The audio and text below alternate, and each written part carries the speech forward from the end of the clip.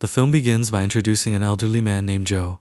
That morning, he visits his usual bank to look into a letter that recently arrived at his house. The letter is a final warning for Joe to immediately pay off his loan installments. Otherwise, the bank will foreclose on his home. Ironically, from the very beginning, the bank itself was the one that offered Joe the loan, advising him to reinvest the money so he could live off the interest. As it turns out, the whole setup was just a trick by the bank. They already knew that the elderly are easily deceived and rarely read the terms and conditions of the loans offered to them. In the middle of their conversation, the bank is suddenly ambushed by 3 heavily armed robbers. Judging by their demeanor and coordination, they are clearly professional thieves. Interestingly, one of the robbers approaches Joe and strikes up a long conversation. He expresses sympathy for Joe's situation, explaining that this exact corporate greed is why they despised the banking system so much so that they decided to rob it. Meanwhile, the bank manager is absolutely paralyzed with fear. If nothing else, that sight gives Joe a little bit of comfort. Long story short, shortly after the robbers make their escape, the FBI arrives to interrogate the witnesses. Joe immediately reports that one of the thieves had a distinct tattoo on his neck. At the very least, he hopes this detail will give them a solid lead in tracking down the culprits. The incident leaves a deep impression on Joe. In fact, the next day when he meets up with his 2 best friends, he cannot stop talking about how flawlessly the robbers pulled off the heist. However, their conversation is cut short when each of them suddenly receives an invitation to attend an emergency labor union meeting. Joe and his 2 friends have been close for decades, having originally met while working together at a factory. Unfortunately, that afternoon, the company announces that all of their pension payouts will be suspended. Within the next 30 days, the factory is moving its entire manufacturing operation to Vietnam. While this transition takes place, all pension funds managed by the company will be frozen, and there is a high chance they might never be paid out again. To honor all Heading home from the meeting, Joe and his 2 friends feel completely devastated. To cover their daily expenses, they rely entirely on those pension checks. To make matters worse, Joe's 2 friends do not own their homes. They have to pay a monthly rent, and now they have no idea where that money will come from. Things take a turn for the worse when Joe's friend Willie suffers from kidney failure. For a long time, he has been quietly going to the hospital for dialysis treatments. However, the doctor informs him that his condition has deteriorated severely and can only be cured by a kidney transplant. The problem is that, due to his advanced age, the insurance company refuses to put his name on the organ donor recipient list. Despite this, Willie remains calm about it. After all, he feels he does not have much longer to live anyway. His only real regret is that he will no longer be able to afford the monthly trips to visit his grandson due to his financial strain. You're getting real big, kid. Career isn't as important as seeing her. On the other hand, Joe's other friend, Al, is a former musician. To earn some extra cash day to day, he teaches children how to play the saxophone. However, as one might expect, the chaotic and uncoordinated noises made by his student often give him a massive headache. Comically, the student he is teaching happens to have a grandmother who has been a lifelong fan of Al since his youth. She used to attend all of his concerts, and Al never expected that any woman would still be interested in him at this stage of his life. Later that evening, they all gather at a senior activity center to celebrate Willie's birthday. In the middle of the celebration, Joe suddenly pitches his wild idea. Naturally, the concept of a bank robbery is instantly rejected by his 2 friends. After all, how could 3 elderly men possibly rob a bank? Getting up from a chair is already a struggle for them, let alone overpowering armed security guards. The discussion ends abruptly as Willie's birthday cake is brought out. But right when he is asked to make a wish, Willie suddenly realizes something.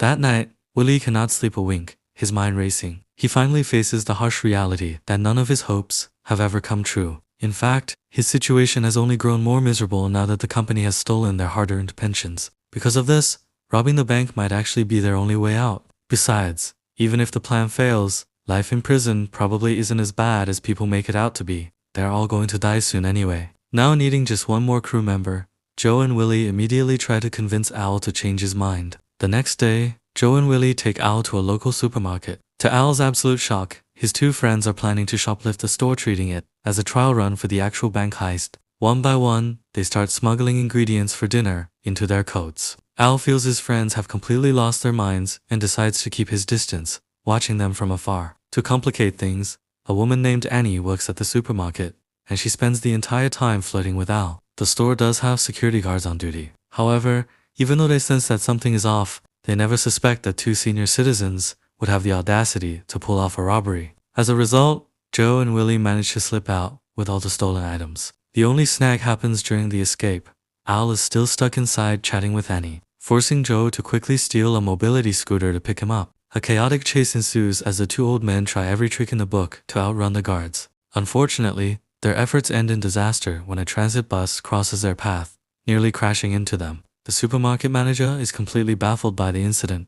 How on earth did three elderly men manage to rob his store? To make it funnier, they stole basic cooking ingredients that no typical criminal would ever take. Therefore, instead of turning them over to the police, the manager decides to let it go out of sympathy. However, this close call leaves Al furious at his friends, and he storms off to go home alone. Meanwhile, Joe realizes that they cannot possibly pull off the bank heist without the guidance of a seasoned professional. Joe goes to see his former son-in-law, a man named Murphy. Murphy sells marijuana for a living and used to be a notorious gangster. Joe's goal is to see if Murphy knows anyone who can assist them with the bank heist. The next day, the three friends gather again at a diner. Al is still upset about the reckless stunt from the day before. But suddenly, the morning newspaper reports that their pensions are officially gone for good. This breaking news changes Al's mind instantly. Fueled by a desire to fight back against the injustice, he agrees to join the heist to take back the money from the very bank that is holding their pensions hostage. Following Murphy's recommendation, Joe meets with a pet shop owner and former professional thief named Garcia. In exchange for a bag of marijuana as an initial bribe,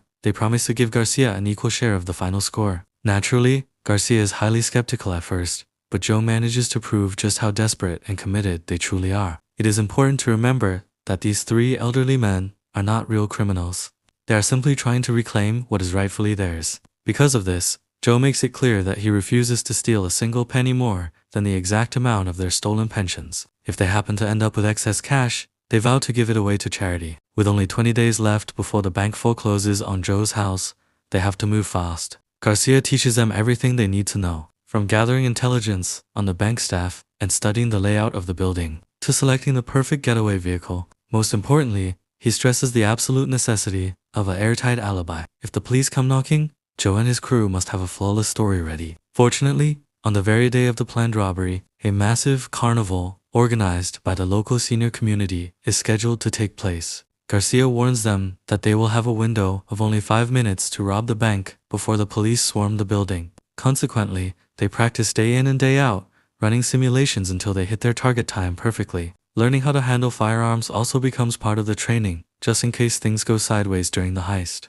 With all preparations complete, Joe and Willie find themselves incredibly nervous the night before the big day. They do their best to comfort and reassure each other. For context, Joe has effectively raised his granddaughter like a father, spending every day looking after her. Fearing what might happen to her if the heist fails, Joe spends his final hours teaching Murphy all the household responsibilities he needs to take over if Joe ends up behind bars. Finally, the big day arrives. Since early morning, the three elderly men are seen busy volunteering at the carnival. Joe is stationed at the booth handing out cotton candy, while Al is working inside the haunted house attraction. However, the moment the clock strikes 2:30 in the afternoon, they quickly slip away, change their clothes, and launch the bank robbery. In a hilarious twist, Al, who was initially the most opposed to the crime, puts on the most intense and professional performance. His acting successfully terrifies the bank tellers and customers alike. Once everyone is ordered to lie flat on the floor, Joe and Willie get to work, moving from station to station to collect the cash. Instead of sticking strictly to the timeline,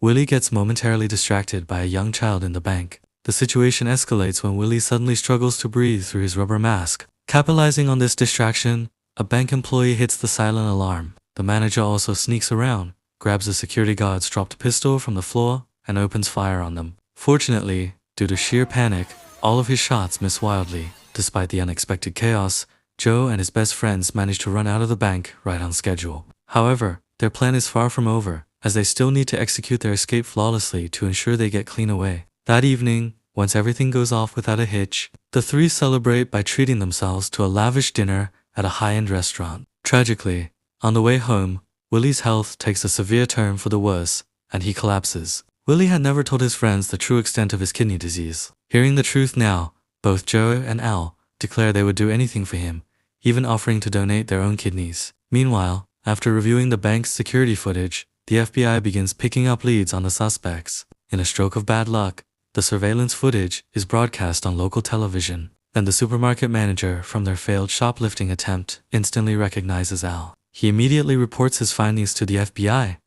The very next morning, Joe, Willie, and Al are detained for formal questioning. Amusingly, despite being held in separate interrogation rooms, each of them remains entirely calm while answering the intense questions thrown at them by Agent Hammer. Incredibly, the alibi they constructed proves to be far more clever than anyone anticipated. Joe, Willie, and Al had meticulously structured their routines so that their everyday schedules seemed completely normal to those around them. Even though they left the carnival for roughly 60 minutes, they had set up clever distractions to make it look like they never left the grounds. To make matters worse for the FBI, when they tried to cross-examine the other seniors at the carnival, they failed to get any coherent statements because most of the elderly witnesses are either highly forgetful or easily confused. Furthermore, the trio had already destroyed all physical evidence from the heist, and the stolen cash was safely handed over to Garcia to be processed through a money laundering operation. For context, the choice of using a specific cargo van for the heist was deliberate.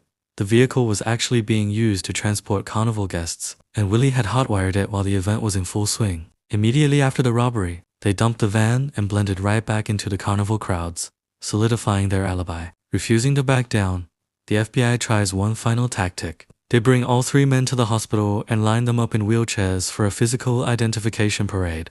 As the child had caught a quick glimpse of Willie's face and wristwatch, however, despite recognizing Willie instantly,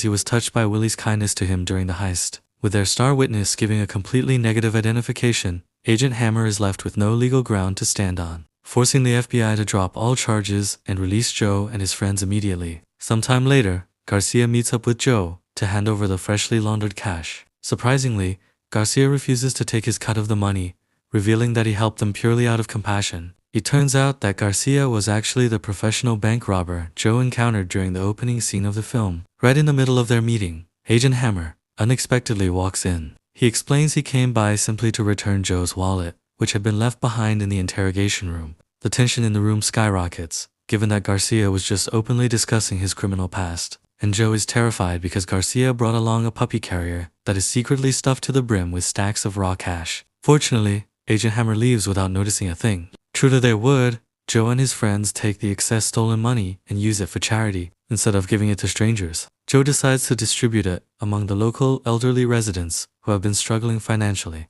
The bond between Joe, Willie, and Al proves to be unbreakable, culminating in a successful kidney donation that allows Willie to regain his health and live life to the fullest. A few months later, the entire community gathers to celebrate a joyous occasion. Against all odds, Annie and Al are getting married. In a final comedic note right after the ceremony, Al admits to his friends that he has absolutely no memory of ever proposing to Annie in the first place. However, seeing as they are already officially married, he figures he might as well enjoy it, and with that, the story comes to a happy end.